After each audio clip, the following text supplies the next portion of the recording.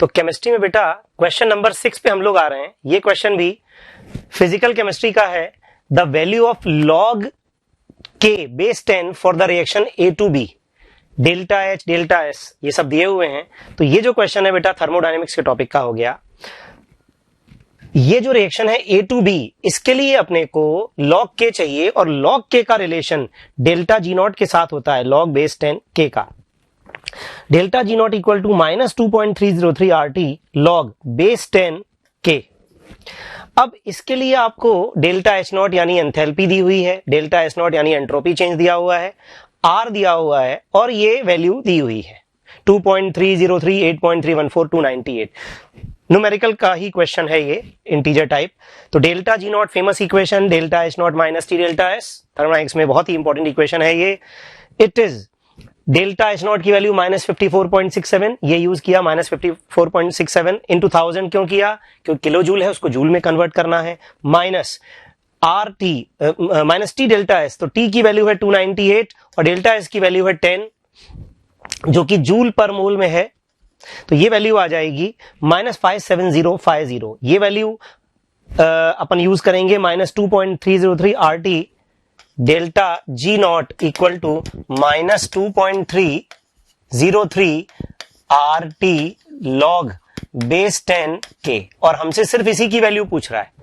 तो लॉग के की वैल्यू जो हमसे पूछी जा रही है वो होगी डेल्टा जी नॉट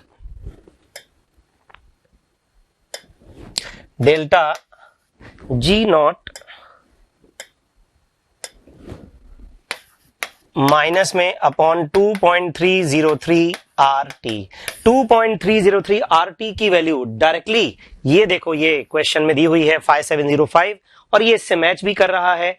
जो वैल्यू यहां निकल के आई है -57050, तो ये वैल्यू आ जाएगी -57050 अपॉन 5705। तो ये वैल्यू हो गई बेटा 10, विच इज द आंसर, जो आप इस क्वेश्चन के आंसर में भरेंगे, answer 10। Now coming to the next question, again physical chemistry. Determine the amount of urea, urea का फॉर्मूला भी दिया है, to be added in 1000 gram of water to decrease its vapour pressure by 25%। RLVP relative lowering in vapour pressure, solution in colligative property का ही जो सब topic है उसका क्वेश्चन है ये। वैसे ये जो वैल्यू दी हुई है relative lowering in vapour pressure की, वो 25% है। इतना होता नहीं है नॉर्मली, पर ठीक है, जो डेटा इन्होंने दिया है, जो बच्चों ने बताया है, हमने उसी से सॉल्व किया है। फिर से याद दिला रहा हूं, मेमोरी बेस्ड पेपर है बच्चों। Relative lowering in vapour pressure is P naught vapor pressure of pure solvent minus PS vapor pressure of solution upon P naught vapor pressure of pure solvent is equal to mole of solute upon total mole. It is 1/4.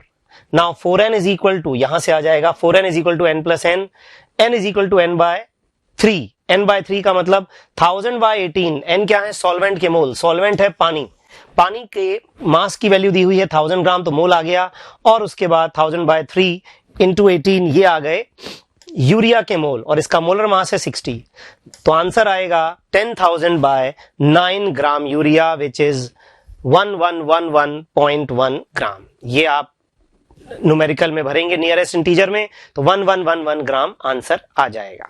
Now coming to the next question, which of the following slows down the process of setting s block element. Inorganic का question है। इसमें 4 option दिए होंगे, but बच्चे 4 option produce नहीं कर पाए, बता नहीं पाए, क्योंकि मेमोरी बेस्ड ही था। सही आंसर उनको याद है। पोर्टलैंड सीमेंट का टॉपिक एस ब्लॉक में आता है, एल्कलाइन अर्थ मेटल में, और इसमें हम लोग एक पॉइंट डिस्कस करते हैं कि जो सीमेंट है उसमें पानी मिलाने पर वो जल्दी जल्दी सेट हो सकता है, और उसकी सेटिंग को, ताकि वो धीरे धीरे सेट हो, हार्ड स्लोली हो, इसके लिए उसमें जिप्सम मिलाया जाता है, CaSO4.2H2O। ये कंपाउंड अगर हम सीमेंट में मिलाते हैं, ऑब्वियसली बहुत लेस अमाउंट में, अराउंड 2%, इतना अगर मिलाते हैं, तो सीमेंट की सेटिंग स्लो हो जाती है और वो आराम से स्लोली सेट होता है, सो दैट उसको प्रॉपर शेप अप करने का टाइम मिल जाता है। Coming to the next question, number of ambidentate ligand in given complex this, ये कॉम्प्लेक्स दिया है, आप समझ ही गए कोऑर्डिनेशन कंपाउंड के चैप्टर का क्वेश्चन है। Number of ambidentate ligands in given complex. Ambidentate ligand, most common ambidentate ligand cyanide, nitrite,